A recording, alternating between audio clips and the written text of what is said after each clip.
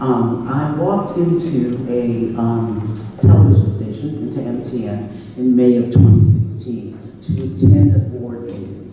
And at that board meeting, they were complaining about an organization that they perceived to be racist, and an organization that they perceived that didn't provide equal access and was in violation of a lot of things. It was true. But I had absolutely no desire to be there, no desire to do that. That was not what was on the plan for my career.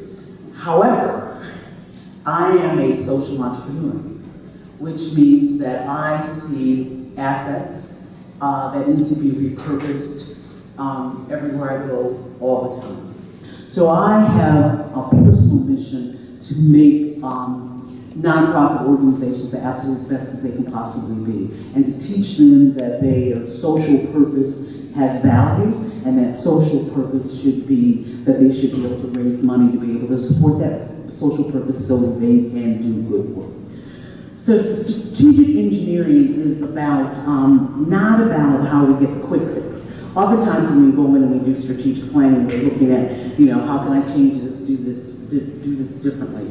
But we really have to think about how can we re-engineer an organization. The objective is to change the behavior, to address the organizational dynamics and culture, to achieve an enduring change and the business result. So our station had been neglected, abused, and was definitely in decline. We had about a $1.8 million budget about 5 years ago, and over the course of lack of performance, it was down to about $472,000 in my community organization. We had a staff at one time of about 30 people, and when I came on board, we had a staff of about 4 or 5 people that were left. We don't think anybody was watching our channels because we put some really risque stuff on and nobody ever said anything. So we think that, they were just in, and people, there was a small core group of people that had been there in excess of 15 and 20 years that were doing it. So what we had to do is we had to really rethink the business.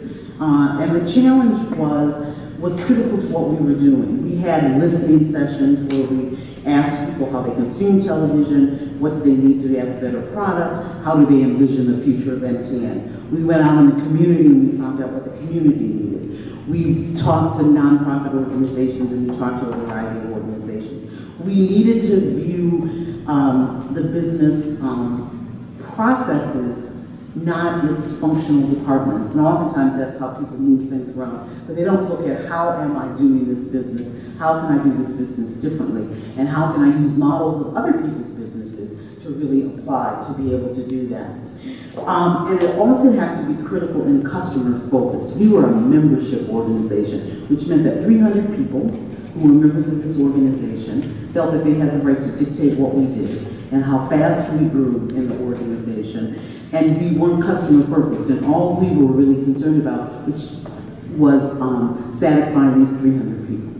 So we had to change that. Not only what do our current customers need, and our current customers need better communication tools, better ways to get their voices heard and out there, new equipment, better access to our products and services and training. But we also knew, and this is what I knew that there was a whole group of clients and customers that we had never touched. So this morning I said to you, who were those customers? So what happened is we changed our mission statement, and in changing our mission statement of saying that it wasn't just about providing and training and doing that, but it was with a very specific goal of creating economic and racial equity in Minnesota by reaching nonprofit organizations and small businesses, by changing how we provided the work and the services for them. There was a couple strategic assumptions that we made. One is that we knew that there was going to be a decrease in funding, and we talked about that. We also knew that there was going to be a change in the media platforms and equipment. And we knew to survive that we needed to develop and deliver relevant programming that met the needs of our community and both the communication needs as well as the technology needs. And MTN must remain a place where diverse populations of community producers produce content that is relevant to the communities that they represent. There's a couple other things I would say that we discovered. 55% of the population that we were serving were people of color. 75% of those were people of African descent. Earlier today I said that what we know is that that is a population that consumes cable television. That's still the formats that they're using. So how can we make that more relevant? So I'm not going to go through all of the things that we did. I'm going to jump over for the sake of time to really talk about then how did that play itself out. Of course, from a strategic planning process, and we went through the entire process of strategic planning, like you all have done, repositioning, rebranding, changing the mission statement, establishing the values, doing the SWOT analysis. All of those aspects of strategic planning were part of this. And from that came a plan that said that we would be relevant to small businesses, as I said before, and we would expand through strategic relationships and partnerships with nonprofit, small businesses, community organizations, chambers of commerce, churches, young people's organizations, high schools, that we would find ways to do different kinds of programming. And in that, we would always have a financial component that would be a part of how we would restructure it. So at the beginning of the time, 93% of our funding came from the franchise account. We were 501c3, but we had only written one grant to MI. And so what we had to do was how do we diversify the streams of funding through these strategic alliances. I had to, and I think whenever you're doing strategic planning, I think you have to do a few things. First of all, you have to be objective and situational. You have to do a stakeholder analysis, and we talked about this SWOT. We had a very real clear purpose, and our purpose was to address the fact that we were an unwelcoming place. Nobody knew who we were. We had all these products and services that were outdated, equipment was outdated. We had to bring all those things back together. I walked into this organization with a much higher sense of urgency than my predecessor had. I believe my predecessor was just going to wait out the agreement. And I think as I do my consulting work and work with other nonprofits, I see that a lot. I'm just going to wait till the money's gone and then we'll go away. What I saw was a sense of urgency that if we could turn this around in my 2-year time frame, that we would be able to establish. So we worked with staff, we did a variety of things. I want to talk about some of the strategic partnerships. One of the most important strategic partnerships was what we could do in the nonprofit sector. So the model that we put together was got rid of the access model, or the membership model, and created an access model. For $1 a week, $52 a year, you have an access membership to MTN. What you get for that access membership is access to all of our equipment, access to our studios, the ability to come in and produce whatever it is, the editing equipment and all of those things. We could do that because remember, the volume of business that we're doing is low. So $1, $52 a week. We made more money in the 2 months of doing that than we did in terms of selling all of the membership that we had done in the previous year. For $5 a week, for $260 a day, you can be a nonprofit or a small business member, which then gives you access for 5 of your employees to have access to those same things. You have to be certified, so you have to take the classes, but all of our classes are just $25. $25, you come in, you take the classes, most of our classes are basic right now, and we're developing, those more classes that would cost more money. With that model, and then finally, the third component was production services. So the production services component was that you could charge $50 an hour, as I pay our freelance people $18 an hour. And I could go in and create whatever kind of video you wanted us to be able to create. And that was what we sold to the nonprofit sector. So with these 3 new models, we just turned everything upside down and said, how do we do this? We have not built our website yet, which I have one that we are literally in the midst of creating it right now.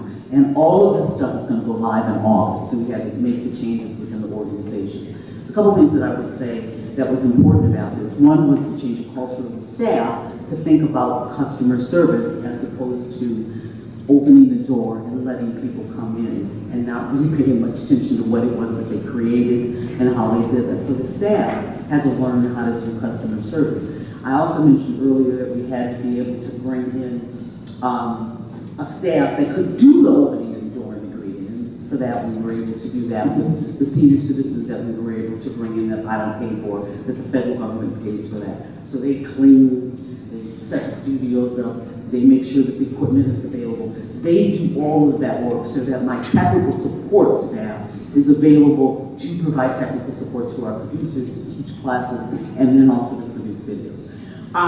So in the course of the time that we've been doing that, there's been a couple of really important strategic partnerships that I want to talk about. One was in the nonprofit sector, but more specifically, using BRIC as a model, we really think that we're in the middle of an arts community. There's the Northeast Arts Association, who has something called the Art of World, which is the largest indoor arts exhibit over a weekend than ever in the United States. What we did was we partnered with them because we want to build a relationship between them and their artists and make their artists aware that we're available. So we partnered with them, and for the first time we made the Art of World a live communication event.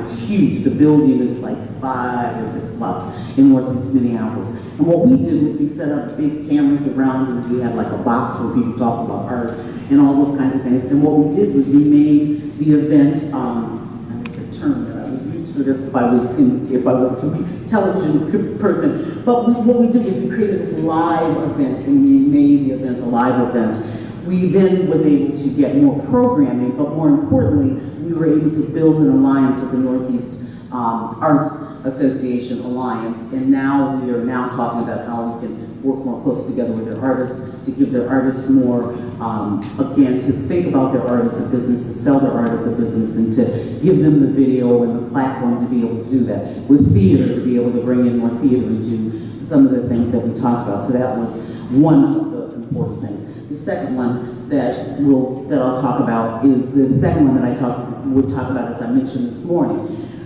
We're going to be fortunate that the Super Bowl is going to be in Minnesota in January of next year, and we have been commissioned to work with an organization that will create 280 small 30-second clips that then will be used by those businesses. So again, I think for us, what it really was about was how can we now change. So we're in the first year, it was July of this time last year, and as we go into the next year, then it's the implementation of all of those things. Last thing I would say is that what we're seeing is a result of over $150,000 of earned income that we did not have last year. And so, again, those are the things I love. That our membership is up, our earned income is up, so we're diversifying our funding, and we're also now building the strategies to partner with Edison High School and those kinds of things so we can do the grant funding. Thank you. Thank you.